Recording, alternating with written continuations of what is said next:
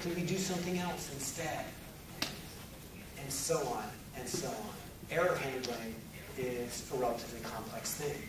And it's something people don't think about until after the application's been written, rather than before. And it really needs to be thought about before. So here's more talking about assertions. What happens when the unthinkable happens in my application? What happens when I get to a point in my code where if this set of inputs is outside of this range, you're sending me a subscript into an array, and I have 10 elements in my array, but you ask me for the 20th element in my array. What do I do then? That might be an error that is so bad that your program has to stop. In Oracle terms, we call that an Aura 600, right? Internal error. Something so bad has happened that it's not safe for us to continue forward. We have to stop. We're going to dump a huge trace file, and you're basically going to be done. That transaction's over.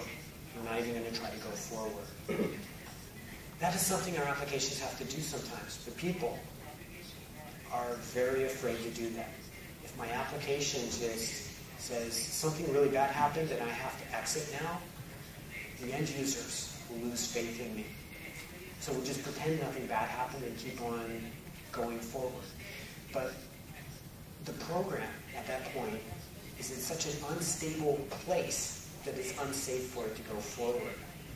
So I'm very happy that an Aura 600 basically stops everything. Because the database software is saying, I've hit an impossible set of conditions, something that I never anticipated happening. I need to stop. And our applications need to do the same thing. Taking a look at security. Security is a pretty big deal. It wasn't as big a deal 15 years ago. Because 15 years ago, we didn't have the network connected everywhere. So our computers just ran in our data centers.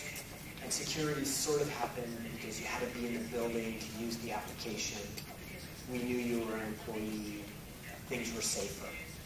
Or so we thought. Today, security is a lot more visible. And a lot of people think, Oracle is very secure. It says so in all of the literature. It says Oracle has really great security. And if Oracle is very secure, our applications will be secure. We don't have to think about security. We'll just inherit it from the database. Besides, it's not as important to think about security as it is to have really pretty looking screens. So that's where we spend all of our time in building an application. And the user interface design. We try to make it really friendly for the end user. If we add security later, I'm pretty sure it will be non-intrusive to the end user. They won't notice it happening. It'll be very performance-driven. Adding the security later, the application will still run as fast as before. And it will be very easy to do. I have an analogy for that.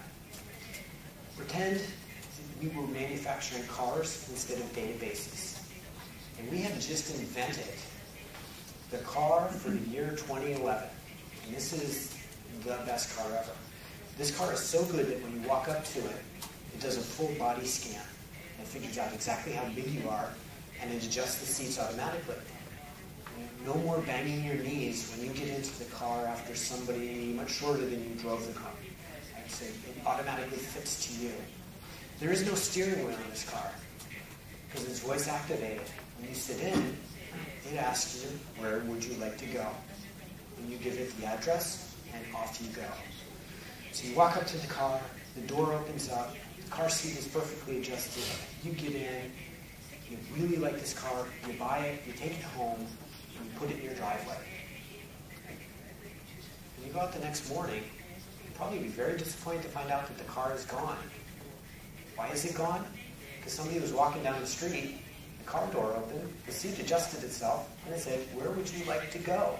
And they got in and drove away. Because we didn't think about security. We need some sort of identification, authentication system.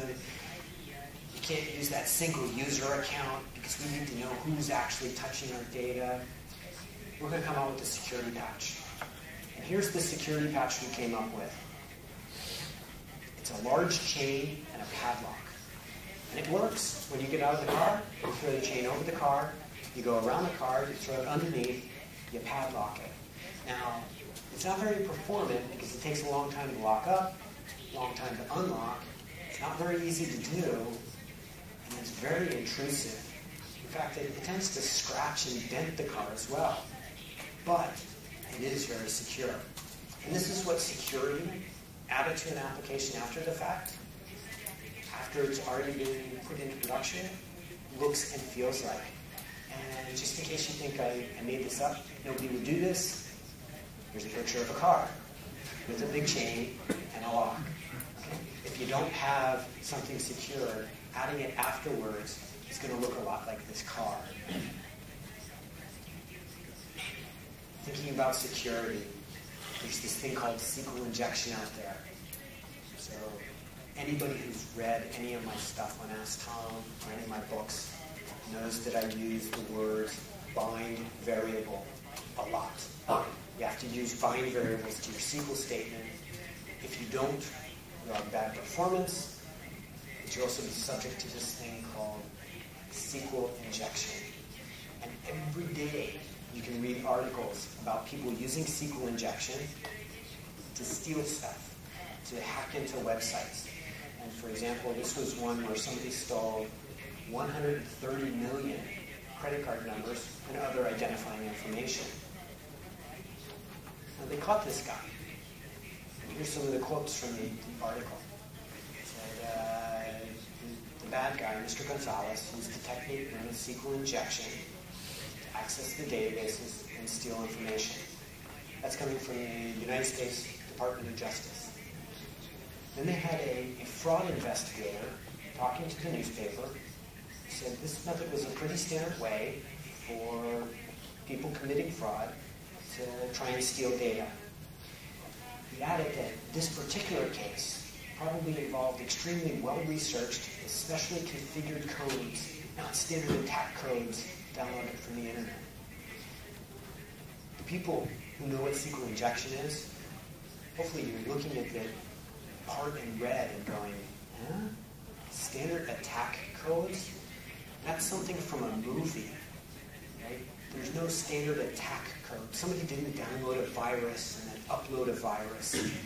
There was no code being moved around. They used a very common technique. They just typed text into text fields and hit submit. They didn't need to do anything extremely sophisticated. This is just pointing out that while SQL injection is well known, it's also well misunderstood. The people investigating this, they really didn't know what they were talking about. So the fraud investigator doesn't really know what SQL injection is. Unfortunately, the same is true for many developers. And it's just an extremely easy way to break into an application. So it's something you have to look for from the very beginning. Here's another one. Mass infection turns more than 57,000 websites into launch pads, places from which attacks could then be mounted from themselves. And the way they did this down at the bottom was the attackers were able to implant a malicious iframe in the pages by exploiting SQL injection vulnerabilities. In this case, they did actually upload some code into an application. It was JavaScript that made the application do something that they had not anticipated. They rewrote the web page using a SQL injection attack, which is a pretty interesting approach here. This goes back to my first example, though. If you just downloaded somebody else's JavaScript and incorporate it in your application, how do you know that it's not turning you into a machine like these machines, where somebody uploaded some malicious code? So if you just go out there and grab code off the internet and start using it without reading it, without understanding how it works,